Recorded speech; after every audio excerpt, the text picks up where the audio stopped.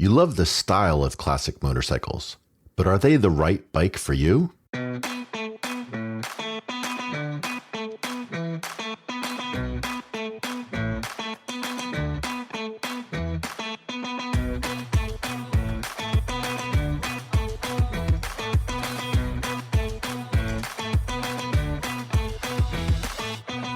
Welcome to the Throttle and Roast podcast. I'm your host, Niels Meersschaert. In this episode, we'll explore classic versus modern motorcycles. While nostalgia is always pulling at the heartstrings and drawing our eye to classic motorcycles, modern motorcycles bring a lot of capabilities and characteristics that might be a better option for you. We'll dig into the details of what sets apart a true classic motorcycle from a modern bike, and even look at some modern classics or retro bikes which look the part of a classic bike but have modern features.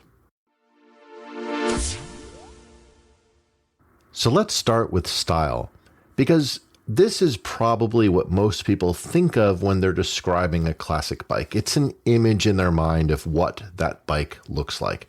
And in general, I think most people think of bikes that are from the 1960s to 1970s when they mean the classic bikes. This is the bike that I think everyone thinks of as the epitome iconic view. And these would include things like the UGM bikes. These were the Japanese brands that were coming in that 60, 70 time frame, typically a standard type of a motorcycle where your fairings or whatnot, they're very basic in terms of their appearance, but they were that classic look and feel.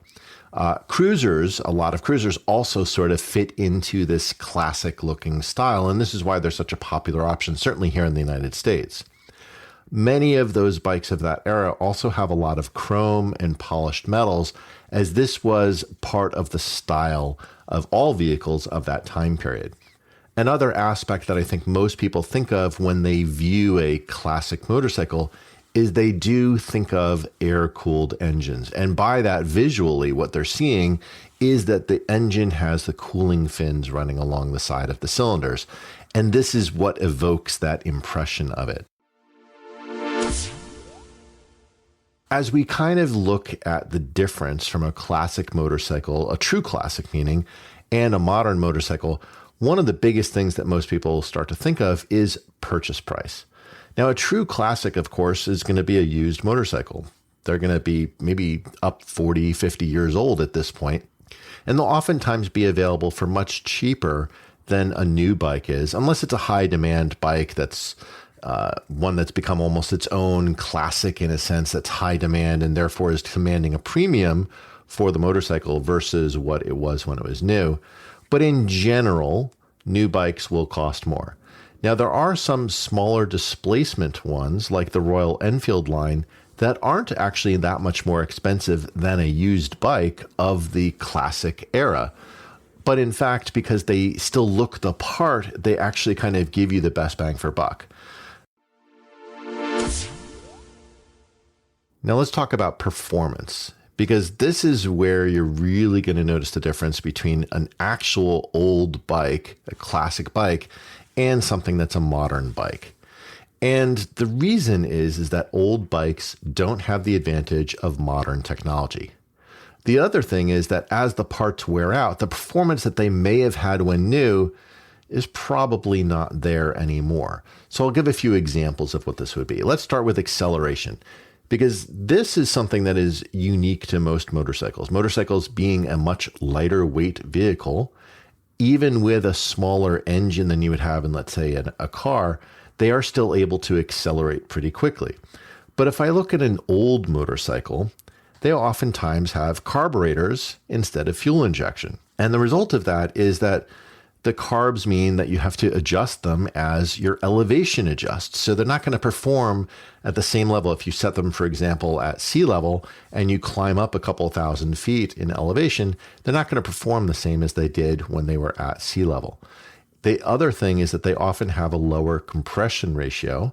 And as a result of this, they typically have lower horsepower and torque than a modern engine that has that higher compression ratio. The other thing is that they're usually going to be a lower engine capacity. And this is related to what we talked about in one of the previous episodes about, how much displacement has been increasing in modern years. But for example, my BMW R75/5 is a 1972 model, and it was actually the largest engine that was available at that time, and that's only 750 cc's. Today, most people think of a 750 cc motorcycle as on the smaller end, if not maybe a mid-sized engine today, and that was the biggest back then. Another thing that's going to affect your acceleration is that you did not have traction control on some of those older bikes. Now, this is really going to be an impact on when you have a loose or a wet surface that you're trying to accelerate against, and your traction control will allow it to maximize the amount of forward momentum that you're going to get from your tires on that particular surface. So your acceleration on an older bike is not going to be there. As I said, my R75/5, brand new, it had maybe 50 horsepower. I don't think it's going to be doing that today, probably maybe 40-ish if it's lucky. It's not going to be the fastest thing under the sun. Now, the other thing is that you got to think of, well, if you're going to go a little quicker, how do you stop? And on an older motorcycle, they're not going to have the same type of technology that we have in modern brakes today. And today we typically think of things like, oh, is it an axially mounted or a radially mounted brake? And that's helpful. And there are some differences between those two braking systems. But for the most part today, all brakes will be disc brakes. But in a true classic bike, that's not actually the case. Many of them actually had drum brakes, and certainly on the rear, but in some of the earlier cases, like my /5, has drum brakes front and rear. And oftentimes that those brakes are not hydraulically actuated, but they're actually actuated by physical cables, just like you have on your bicycle. And this makes for where your braking performance and power is quite limited. The other area that you need to think of, especially if you have the original equipment on a classic bike, is your handling and comfort. And what I mean by this is the suspension components. The suspension components that we had available to ourselves in the 60s and 70s, and even going into the 80s, are not at the same level as what is available today.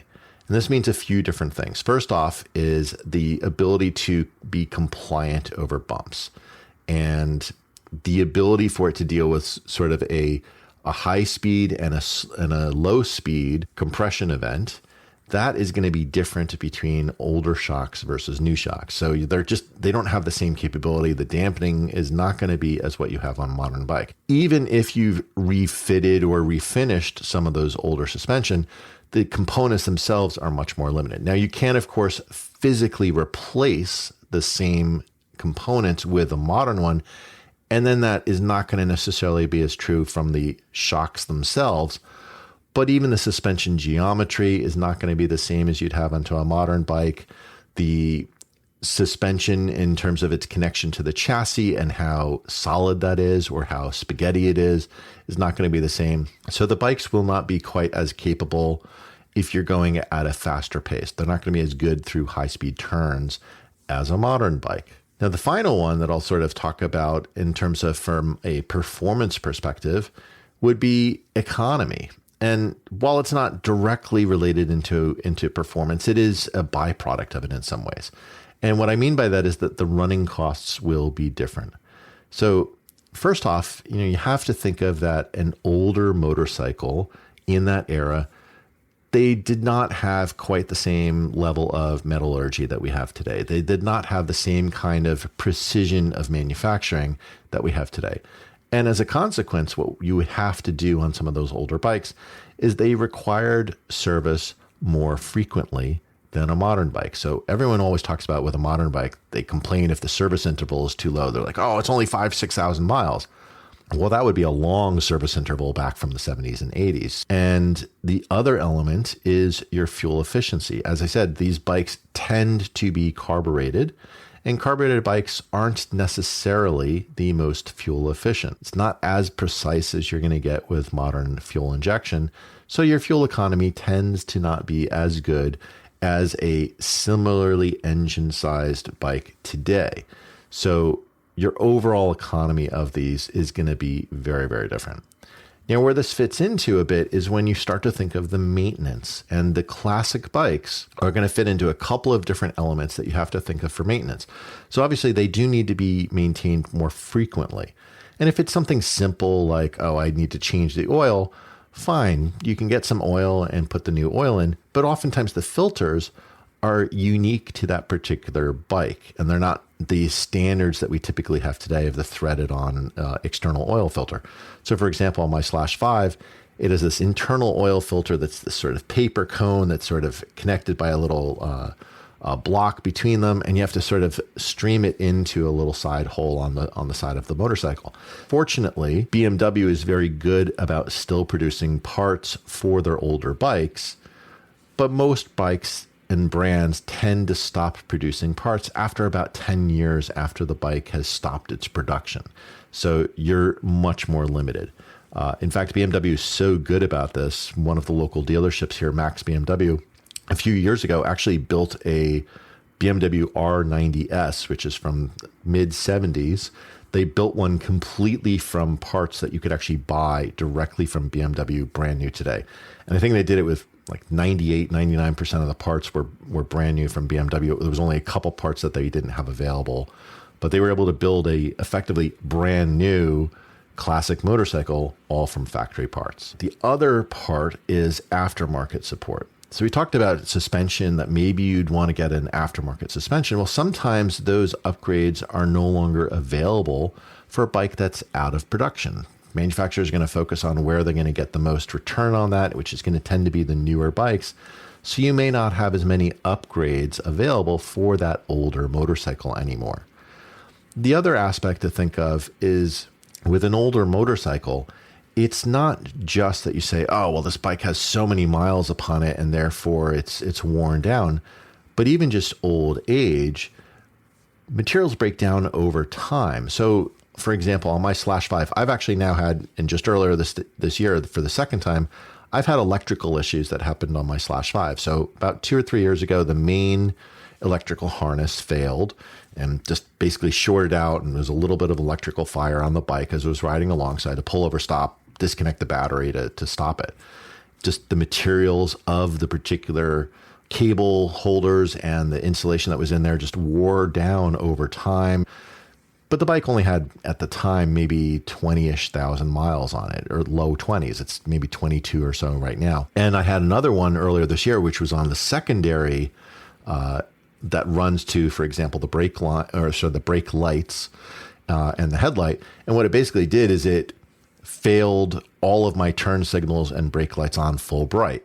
Not a big deal, but it was a little bit of annoying and does need to obviously be rectified and corrected.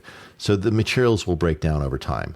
Now, this can happen in terms of the electrical system that I mentioned. It can also happen to things such as tires. So you may not put as many miles onto your classic motorcycle as you do maybe a modern motorcycle, but the tires will still rot over time, and that dry rot can actually become problematic. So you do need to think of that the materials do need to be replaced over time. This also plays into any sort of seals that you may have, gaskets throughout the engine. Suspension components will also just break down over time. So you do need to replace them even if the mileage doesn't seem all that much. Fundamentally, the real question is, with all these sort of negatives that I brought up with some of the classic bikes, should you buy a real classic bike or buy a modern bike? And ultimately, if you like the style of an old classic bike, that's going to be a significant draw for you. And maybe some of the modern bikes with the fairings and stuff may not be to your aesthetic, and that's completely fine. There are actually, though, still a number of modern retro bikes that you could look at and see, hey, is this something that might fit into your desire for what you'd want? And I'll start with a couple of ones that are, I'll sort of say this a little differently. They're not necessarily a modern retro. They're kind of a retro bike that is still produced today. And what I mean by that is these are motorcycles that are almost like stuck in time. The bike is exactly as it was when it rolled off the factory so many years ago, and they still just keep producing it every single year. Most of these bikes are going to be, of course, carbureted bikes. And this allows them to get through certain, legal limitations that the governments will put together for them so that they're still able to produce the bike so long as they don't materially improve it or change it. So it's really just a couple color changes is the extent of it. Now, these tend towards being more on the dual sport end of the market, and typically the Japanese manufacturers. So this would be an example would be the Honda XR650L. This bike came out, 25 years ago or more, and it's still produced exactly as it was back then. And personally for me, this was when I first saw that bike back in the 90s. It's the bike that to me was the epitome of I loved dual sports. I liked that bike a lot, and it's still produced exactly as it was way back then. Another couple of ones that are like this would be the Suzuki DRZ, both the 400 and the 650. These are exactly the same bikes as they were 20 some odd years ago, but you can still buy them today. And the beauty of it is because they've long since amortized the costs of the production and design of those bikes, they're still pretty cost effective. So you don't have to spend a tremendous amount of money. And while you're buying a 2024 model, you're still buying a motorcycle that has all of the technology and limitations from 25 years ago. So it's yes, it doesn't have that old age that I referenced for real classic motorcycles, but all of the other downsides in terms of the performance that you're going to get out of it, the suspension capabilities, all of those are going to be just as limited. The only thing that will work to your advantage for these is parts availability, because obviously they're still producing them new, so you'd still have those parts. But I think when most people think of, hey, they want that classic style, they're not necessarily thinking only of those old motorcycles that are still produced today. They're really thinking of the modern classic line. And there's really two main manufacturers that I'd say today really emphasize this as being a significant portion of their portfolio. And that would be Triumph, who has their whole Bonneville line, and Royal Enfield. And Royal Enfield, pretty much their majority of their line, maybe the Scram, and the Himalayan would be the exceptions, but most of their line looks very much like a retro bike.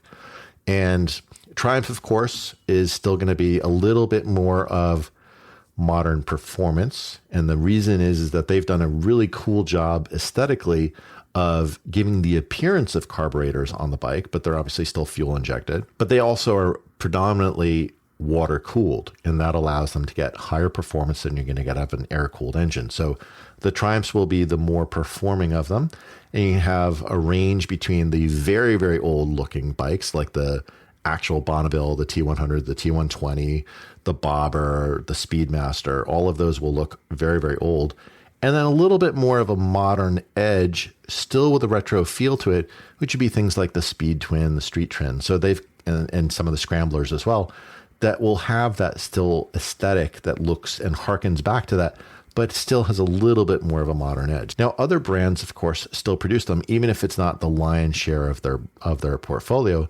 And these would include things such as the BMW R9T, which originally came out at the 90th anniversary of BMW, but they've since added in another couple of models. You have the BMW R12, which is similar in that style of being the older 1200cc engine, but has a little bit of that classic look to it. The R18, of course, being a large cruiser, would be another one that still harkens back to, looks very much similar to the R5 from the 30s. So really gives you that absolutely older aesthetic that you might be interested in. Kawasaki actually has a few different models. You've got the W800 and the Z900 RS. These both look like 70s style bikes, one of them being a little bit more sport oriented than the other. And then you have almost like the economy version with the WT30. So a little bit of an older style and look to it, small capacity. So this can actually be another option for you. And if we look at things that, while they still have a bit of a retro feel, it's more like the New Beetle style in this, where it evokes the image of an old bike, but it's still very modern in a lot of other ways. And these would be things like the Ducati Scrambler line, the Yamaha XSR 900 and 700. Both of those bikes are going to be evoking a little bit of heritage into them, but they definitely look like they were built in this modern era. So I think, the real question is, what do you want out of a bike? In many ways, I think for most people, buying something, if you like that style of that 60s and 70s, you're probably going to be better served with buying a modern retro, because you're going to have a full warranty, you're going to have all the performance that you'll get out of a modern bike, and not have to be constantly worrying about maintaining the bike, tweaking it all the time that you'll have with an actual classic bike. So I think you have to go in with open eyes of, what do you actually want out of that motorcycle? Now, if you really do want to explore this a little further, there's a couple of different places that I would encourage you to take a look at. First off would be Motorcycle Classics magazine. So this is a phenomenal magazine that's really focused on those who are buying the actual vintage old bikes, and gives a lot of tips in there. There will be a lot of tech articles that talk about how you can actually maintain or make some tweaks to it, or what are some gotchas and warning points you have to have for various models. So it's a wonderful resource if you're actually going to buy a proper classic motorcycle. Now, the other thing is, oftentimes we want to now show off that classic motorcycle that we've bought. And this can work both for the actual classic motorcycles as well as the modern retros. And that would be the Distinguished Gentleman's Ride. This is an annual ride that runs around the globe, typically in May, and it's there to support men's health. And they encourage riders to bring along their actual classic bikes, or those that look like it. And this is why it's sponsored by Triumph. So if you have any of the modern retro style bikes from Triumph, that's going to get you up into the front of the line. If you're riding an actual old motorcycle, I typically take my Slash 5, which is a 1972 model, and use that in the Distinguished Gentleman's Ride. You can take those type of bikes and participate in a charity ride and be up at the front. If you don't have one of those modern or those retro looking bikes, you can still go, but they'll typically ask you to be in the back of the ride. So they really want to focus on that aesthetic that everyone is looking for. So I think this is really where you need to think of that classic versus modern style, and then even the classic versus modern retro, where you can still have the style that you like, but have all the amenities, performance, and advantages that you can get in a modern motorcycle. So I hope that you enjoyed this episode of the Throttle and Roast podcast, and we'll see you next time. Hey, if you enjoyed this episode, please tell a friend about the show. You can often share an episode directly from your podcast app, or you can direct them to throttleandroast.com. Word of mouth is the best way for us to grow and find new listeners, so I really appreciate your help.